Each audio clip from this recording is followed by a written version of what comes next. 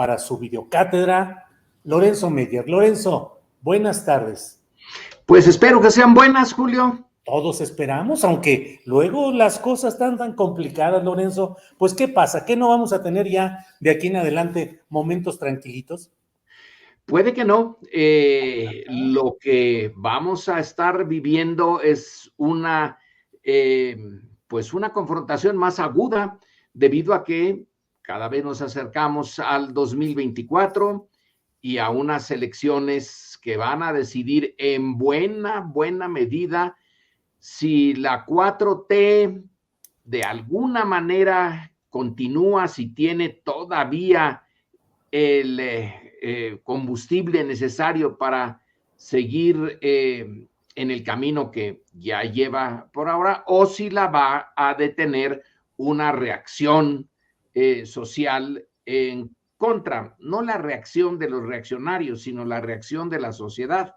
Así que va a estar constantemente el gallinero alborotado, Julio. Claro. Lorenzo, ¿ha habido en la historia mexicana momentos en los cuales un proceso de transformación llegado al poder enfrente en las urnas el riesgo de continuar o de frenarse o de distorsionarse? Bueno, es una pregunta interesante y habría que responderla desde la óptica de las urnas. ¿Las urnas eran importantes, Julio? Eran importantes cuando el gran proceso transformador en México y en América Latina, que es la separación de España, la destrucción de buena parte del imperio español en América. Bueno, pues uno puede decir que sí, porque las Cortes de Cádiz habían ya abierto la posibilidad de elecciones, pero no fueron ellas las que llevaron la voz cantante en este proceso.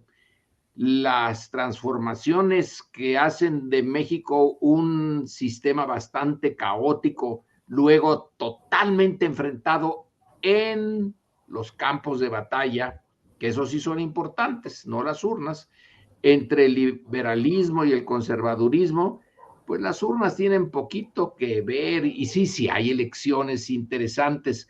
Juárez se reelige o no se reelige, por ejemplo, cuando ya triunfa la República restaurada. Y después las urnas no sirven de gran cosa. Bueno, le sirven muy bien a don Porfirio, porque en esos momentos se prueba en cada estado son distintas, los grupos porfiristas, porque son varios, se dan encontronazos entre sí y en parte, pero en una pequeña parte, las urnas pueden decidir cuál de los 2 o 3 grupos porfiristas en pugna finalmente es aceptado por don Porfirio y llega a la gubernatura, pero es una parte menor. Las urnas, ¿qué hablaron en el 1910?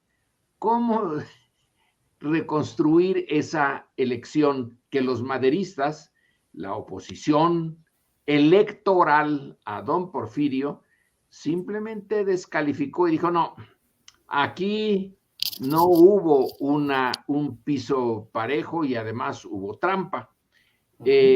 Entonces, sí, las urnas son, digamos, el disparador del cambio, pero el cambio se llevó a cabo por la vía tradicional, la de la violencia. Entonces es apenas ahora, en los últimos años y a tropezones, que las urnas empezaron a tener realmente importancia.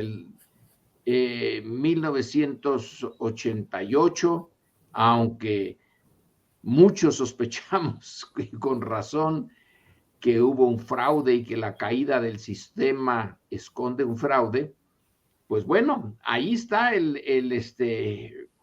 inicio de una dinámica que, aunque dejó al PRI en el poder, ya no lo dejó como antes. Ujú. Recordemos, ya no sé si tú tienes las cifras en mente, Julio, pero el triunfo oficial, no necesariamente real, de Salinas de Gortari es por poco más del Sí. 50%, ¿no es así? Así es, con la idea de rebasar esa frontera psicológica de cuando menos el 50%. Fue el 50 punto y fraccioncita. Sí, así es, Lorenzo. Bueno, pues Así lo entonces, recuerdo. ahí sí, bueno, ya no ganó Cuauhtémoc Cárdenas, pero dejó sentado ahí ya un nuevo papel para las urnas. Y de ahí en adelante hemos seguido, como digo, con tropezones, pero las urnas han sido cada vez más importantes. Y esperemos que sigan siéndolo, que Claro. es la manera, pues hasta ahorita con muchos problemas y muchos defectos, pero es la menos dañina de todas las formas de cambiar, de modificar la naturaleza de la disputa política, que no sea Sí, por la violencia. claro. Lorenzo, mencionas o recordamos las cifras de la elección de Carlos Salinas de Gortari, que entre otras consecuencias tuvo la firma del Tratado de Libre Comercio, el primero.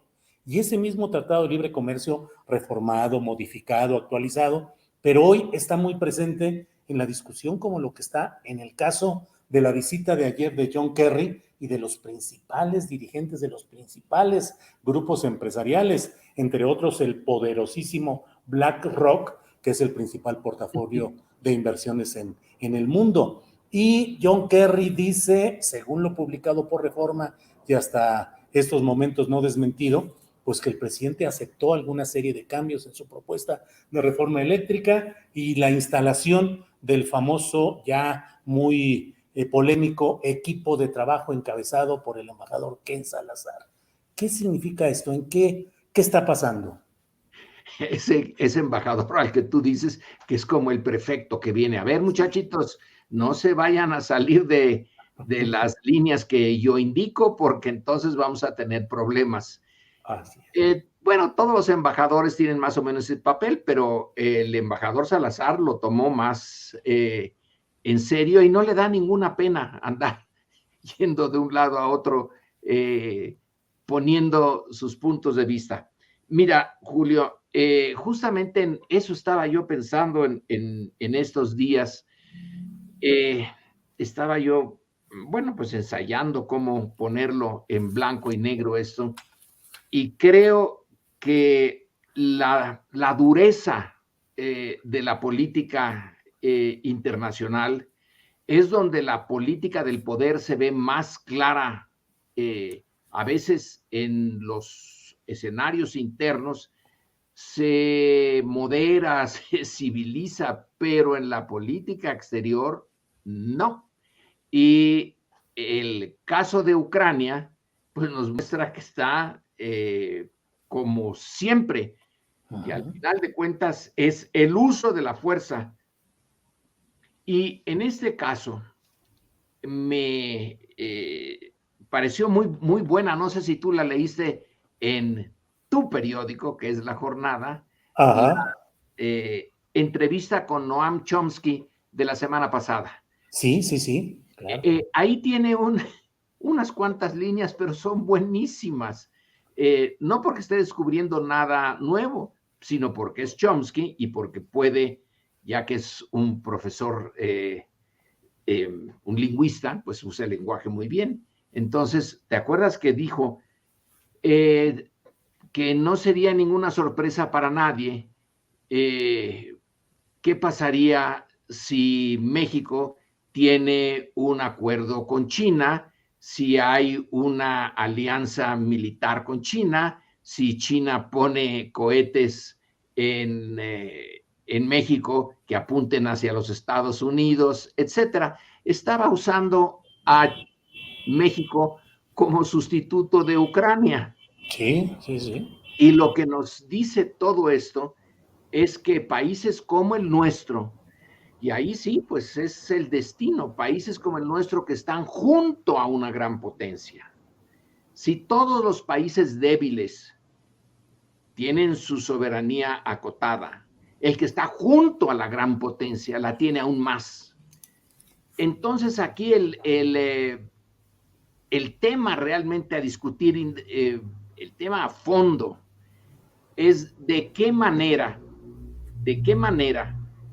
el país débil juega con los diferentes actores del sistema internacional o con circunstancias incluso muy propias de ese país para disminuir la tendencia natural de una gran potencia de controlar no solamente su zona de influencia mayor, sino esa zona que está en su frontera, que en el caso de Estados Unidos, pues es Canadá. Hasta ahora no ha tenido ningún problema con Canadá. Canadá simplemente se ha alineado a lo que Estados Unidos dice y de vez en vez rezonga, pero no mucho. El otro país que tiene frontera, nada más que está el agua de por medio, pero es realmente frontera, es Cuba. Claro. Y nosotros, México, ahí es donde está realmente el problema, porque somos débiles y si tú quieres, ponemos a Centroamérica. Pero la nuestra es la frontera Claro. más frontera que hay en esta circunstancia geopolítica. Y lo más que puede hacer México es jugar poniéndole mucha inteligencia, aprovechando circunstancias, todo el tiempo debe de estar buscando circunstancias para no disminuir lo que es una soberanía relativa. La nuestra es relativa. Y ya veo que tú en tus comentarios o en tu columna, dale duro a cualquier momento en que se ve que, en fin, que la influencia norteamericana está en acción. Pero el realismo nos dice que es imposible que no esté, que México no puede ser un país soberano, que está bien, creo que es su papel el discurso de López Obrador, por ejemplo, en Cuernavaca, creo que fue la semana pasada, que dijo, México no es colonia de nadie, ni de Rusia, ni de China, ni de Estados Unidos. Bueno, sí, no somos colonia, pero nuestra soberanía está acotada. Entonces, el juego de la política exterior mexicana es casi cotidiano. A mí me asombra que en el largo caminar que llevamos ya 2 siglos de vida formalmente independiente, que México perdió la parte norte de su territorio, que estaba bastante, los mexicanos no tenían mucha presencia ahí, tenían más presencia las naciones originales, nómadas en buena medida, pero que Estados Unidos se aprovechó y ¡pum! Ganó la partida. Pero no desapareció México. Fíjate que hubiera podido, en cierto sentido, desaparecer. Imagina que el Tratado Maclean-Ocampo se hubiera puesto realmente, que se hubiera firmado y se hubiera ejecutado. ¡Santo cielo! Sí. Ya México quedaba dividido en 2 por el Tehuantepec, ¿no? Que tenían... ¿Del corredor transísmico para allá? Sí, nada más que ahora el corredor transísmico lo hacemos nosotros. Y ese era, lo iban a hacer ellos.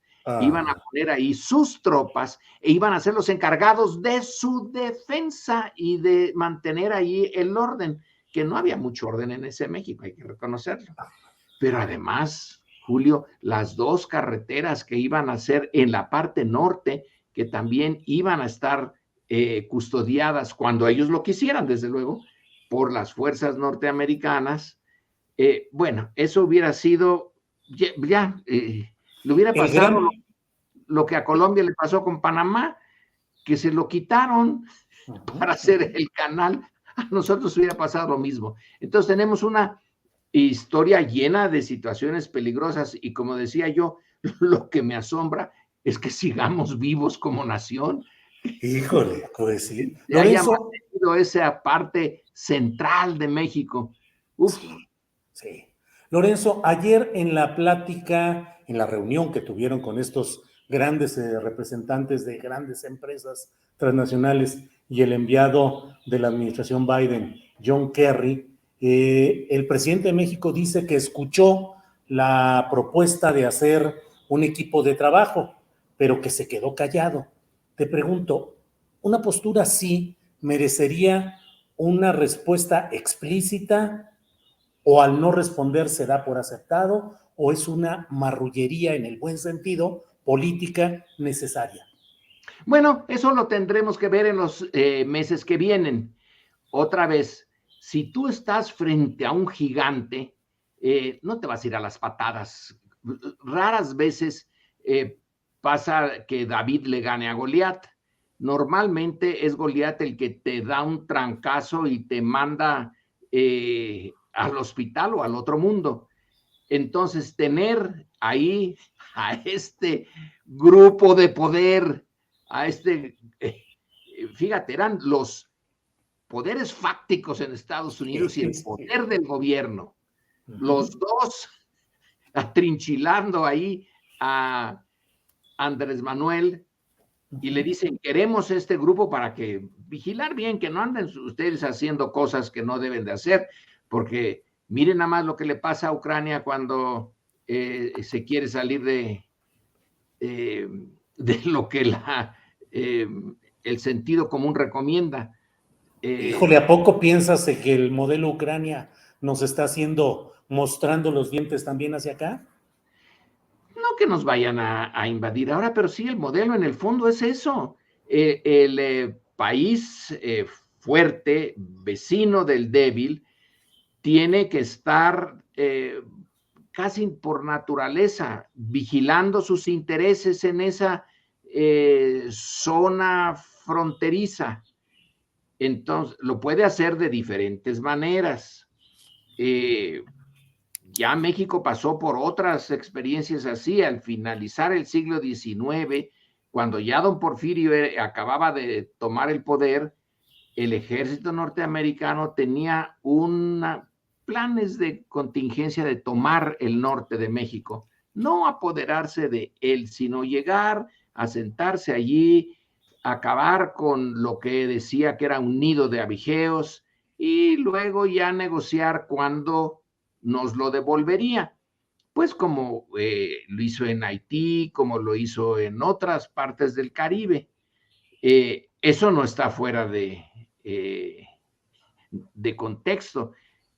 Tendría que ser distinto al pasado, pero la presencia de este poder, pues no la podemos quitar. Entonces, si el presidente, fíjate que son dos cosas.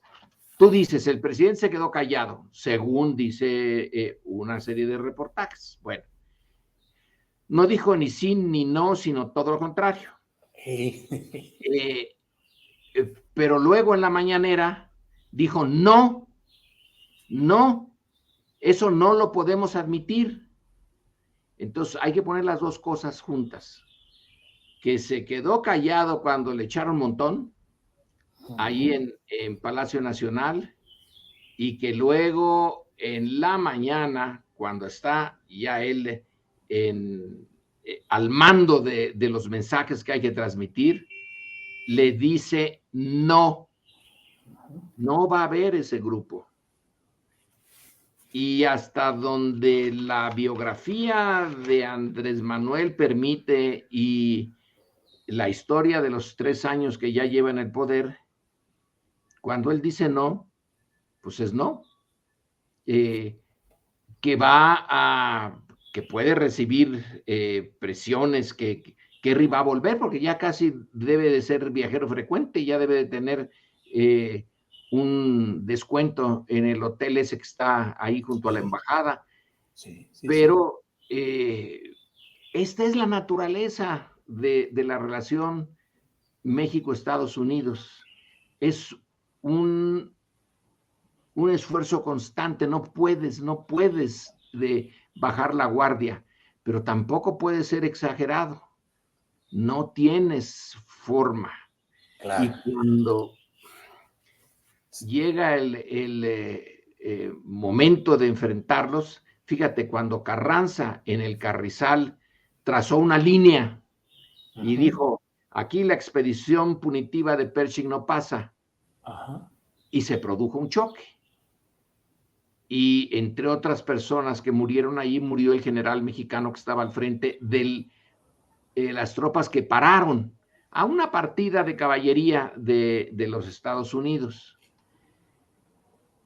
Es un momento interesante. Estados Unidos reclamaba que México no hubiera puesto orden en el norte, que hubiera dejado a Villa organizarse y hacer su incursión en Columbus, y que no iba a tolerar ya eso, ¿eh?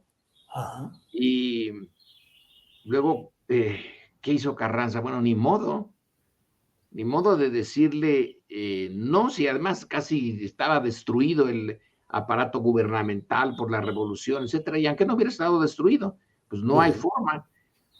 Pero le dijo, no pasen de aquí. Y cuando un pequeño grupo pasó, eligió ese el momento. No iba a haber el choque con toda la columna de Pershing, sino un pequeño grupo que resulta que era caballería no particularmente bien entrenada.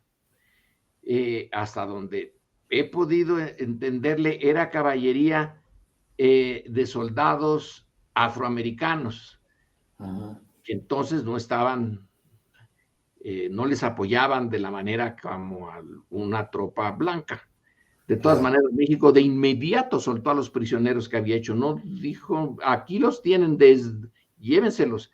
Y Estados Unidos reaccionó, pues como tenía que reaccionar, si ya tenía casi una pierna o un pie en la puerta para entrar a la Primera Guerra Mundial, no se iba a andar con estas cosas pequeñas, y se retiró. Y fíjate cuándo se retira, cuando se está discutiendo la Constitución que se aprobaría en 1917, pero se discutió en 1916, cuando estaba la expedición punitiva en México. Así que la cosa es muy complicada. Sí, Lorenzo. Sí, perdón. Está bien que tú y yo y muchos digamos, hay que defender la soberanía. Pues es nuestro papel, pero también debemos de tener en cuenta que la relación internacional, la justicia, tiene un papelito chiquito. En otro tema, Lorenzo, ¿qué opinas del tercer informe del Grupo Interdisciplinario de Expertos Independientes? Las revelaciones de que hubo movimientos de la Marina en el lugar donde horas después se anunciaría que ahí se habían incinerado a los 43 estudiantes de Ayotzinapa. Y particularmente te quiero preguntar qué opinas del hecho de que, según lo que relata este informe, a pesar de que mediante un decreto y por insistencia personal del presidente de la República, los secretarios de su gabinete debían entregar toda la información que tuvieran sobre ese caso al GIEI, los secretarios de Marina y de la Defensa Nacional actuales no lo hicieron sino hasta abril del año pasado. ¿Nos asombra, Julio? No, porque el Ejército y la Armada, como parte de las Fuerzas Armadas mexicanas, bueno, han venido arrastrando una especie de estatus especial de fuero desde la época, desde el siglo XVIII, ¿no? Desde fines del XVIII, que es cuando nace lo que va a ser luego el ejército realista y finalmente el Ejército Nacional. no les gusta que se meta el mundo civil en sus terrenos a cambio de que ellos apoyen al gobierno civil y no tomen el poder. Ya entendieron después de lo de Victoriano Huerta que realmente lo suyo no es hacerse cargo del poder, pero sí mantener una relativa independencia. A muchos no nos asombra lo que sacó la noticia que sacó esta comisión internacional. Yo creo que desde el principio, los comentarios que hacíamos, era imposible que no hubiera estado el ejército informado de lo que sucedía en Iguala. Pues está el 27 Batallón de Infantería ahí, y una de sus tareas principales es recabar información sobre los cultivos de amapola, sobre los grupos del crimen organizado, que los Guerreros Unidos, que los Rojos, etcétera, y echar un vistazo a todo el aparato de gobierno. Tienen pues sí, un sistema de inteligencia. Entonces, desde entonces, muchos, desde el 2014, lo decíamos, debe de haber información del ejército, debe de haberla, porque si no, ¿para qué estaban allí? Oye, Lorenzo, en ese esquema de, pues no sé si de ingenuidad o de aspiracionismo histórico, uno se pregunta, bueno, pero si le ocultan o le dosifican estas cosas al presidente de la República en un caso tan significativo como el de Ayotzinapa, pues eso quiere decir que entonces hay muchas cosas que no obedece al poder civil en turno. Sí, y tampoco nos debe de asombrar, no debe de ser, pero creo que esa realidad se viene construyendo y manteniendo desde hace mucho tiempo. Aquí lo que realmente me llama la atención es que finalmente le hayan hecho caso al presidente. No que no le hayan hecho caso al principio, sino que al final le hayan hecho caso. ¿Por qué no lo volteamos el argumento? Y teniendo el ejército un estatus especial en la práctica, en la vida real, se ha visto forzado a hacer lo que no quería hacer. Informar. Es que ellos no informan. Mira, cuando yo estaba siendo parte de la historia de la Revolución Mexicana, había una orden también presidencial, fíjate, para que pudiéramos ver los archivos de la defensa. Y ahí voy a ver los archivos de la defensa. Y me encontré con un general, quién sabe quién sea, que estaba al frente de los archivos. Y entonces me dijo, no, sí, aquí está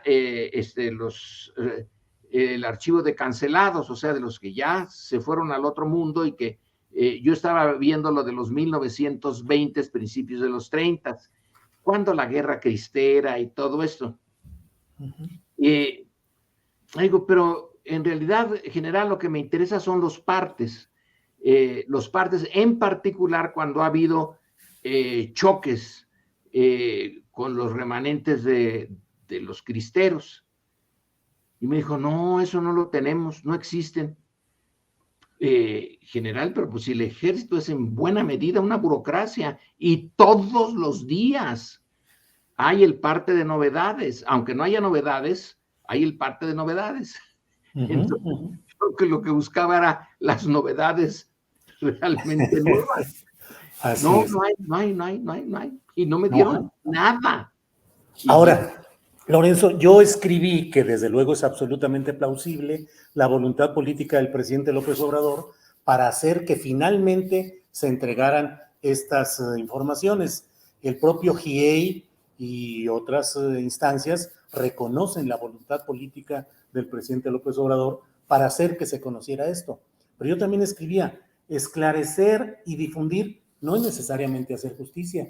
Y en lo que va de este sexenio, y lo hemos visto mucho en la conferencia mañanera, pues se denuncia y se denuncia corrupción, pero si no se hace justicia, pues no queda absolutamente nada. Y aquí la pregunta es, ¿habrá acción? ¿Puede haber acción justiciera de este gobierno respecto a secretarios de la Defensa Nacional y de la Marina, de la administración de Peña Nieto, entre ellos el general Cienfuegos, y contractuales en caso de que no hubiesen obedecido lo que se les indicó, o quedará nada más con dar la información, pero no hacer justicia? Julio, también ahí depende de tu concepto el concepto de nada. Tú dices, bueno, se da información, se denuncia, pero no se hace nada. Pues Nada. veo a Peña Nieto, La a Videgaray, a información, todo mundo. la información es poder. Tú le estás quitando ya con esto información reservada al ejército. Le estás quitando parte de su poder. Estás haciéndola pública para que tú, Julio, puedas hacer y yo podamos hacer esos comentarios. Quiere decir que algo se está transformando. Ahora, lo ideal sería que si hay una orden presidencial, se diga, aquí están todos los archivos, señor presidente, aquí están, véanlos. Bueno, eso es lo ideal. Pero en un sistema que viene de ser un sistema autoritario y uno de los autoritarismos, no dictadura, no totalitarismo, pero el autoritarismo mexicano desde don Porfirio, o sea, desde cuando ya se asentó la República Restaurada hasta hace muy poco, es uno de los más exitosos del mundo. Ahora sí, como dice Andrés Manuel, es del mundo, ¿eh? Somos un caso realmente muy notable de persistencia del autoritarismo. Se está desmontando con unas resistencias enormes. Recordemos esa reunión, ese desayuno creo que fue, entre el general Luis Crescencio Sandoval y militares retirados que acababan de estar en tener el poder dentro de la Secretaría de la Defensa durante Peña Nieto, y cómo le reclamaron, y hasta en la prensa salió su reclamo. O sea que adentro del ejército, el general Sandoval debe de tener muchas resistencias. Tiene razón de que idealmente, si el presidente da el manotazo, porque dicen que dio un manotazo, ¿no?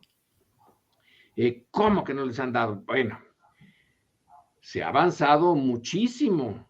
Fíjate, un presidente que viene de la oposición, no del PRI, que es donde se asentaron un montón de las mañas que tienen todas las instituciones mexicanas, todas las instituciones públicas, que viene de la izquierda, que está en el poder por algo rarísimo, porque ganó las elecciones y logró que él y la sociedad mexicana, desde luego, que se respetara el resultado.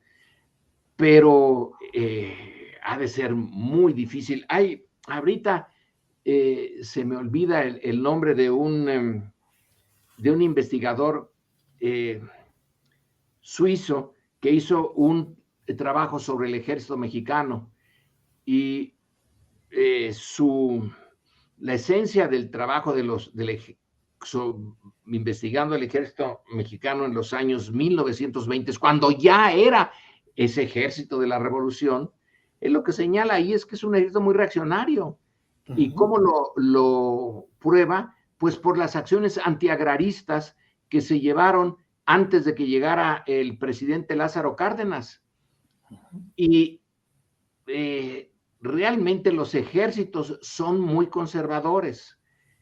El ejército chino, para no ir muy lejos, yo creo que el ejército cubano, que viene de la revolución y del 26 de julio, etcétera, se van haciendo instituciones muy conservadoras. Ya no digamos el ejército chileno, el argentino, el brasileño, ya eso ya ni qué alegarlo. Entonces, casi por su naturaleza, los ejércitos son conservadores. y que les vengan a decir que hay una relación entre el asesinato de 43, desaparición de 43 estudiantes normalistas, de una normal que ellos estaban vigilando y que ellos sabían lo que estaba pasando, y que den alguna información al respecto, y de que se diga que se está investigando al almirante que fue ahí a alterar hacer estos movimientos, sí. Uno de los sitios que se supone puede ser el sitio del crimen y que no debía de alterarlo, pero que lo hizo y que se le está investigando, pues es ver un vaso medio lleno, medio vacío. Yo en esta vez, que soy pesimista por definición, lo veo medio lleno. ¿Tú lo ves medio vacío? Yo lo veo medio vacío. Bueno, pues aquí compensamos en estos ejercicios. Lorenzo, se va el tiempo de volada, esa es la mera verdad. Necesitamos 2 horas de videocátedra con el doctor Lorenzo Meyer. La verdad, se nos va el tiempo de volada. Y voy a entrevistar a continuación a Carlos Mendoza del canal 6 de Julio de siempre, que ahora está programado para mañana el estreno de su documental AMLO para principiantes y desencantados, y el INE lo está emplazando para investigaciones y para declaraciones, porque el PAN dice que es una propaganda a favor de AMLO en vías del ejercicio revocatorio. Entonces, pues bueno. A lo mejor está muy bien eso, Julio. ¿Te acuerdas cuando el crimen del padre Amaro? Sí, la censura lo hizo. Que no lo vean, y págatelas, que eso le dio una gran difusión. Eso puede pasar. Pues sí, vamos a. Se declara en contra y el INE no es particularmente bien visto por una buena parte de la población, pues a lo mejor es una manera estupenda de darle difusión antes de que aparezca. Cuando finalmente aparezca, pues ya todos sabremos que está es posible verlo y lo veremos con más ganas que ahorita. Eso le voy a decir a Carlos Mendoza en cuanto estemos ya conectados con él. Lorenzo, como siempre, muchas gracias. El tiempo se va, quedan muchos asuntos y bueno, pues espero que pronto volvamos a retomar estas pláticas, Lorenzo. Como quieras, Julio. Para mí fue un gusto y muy buenas tardes y saludos al auditorio. Lorenzo, gracias.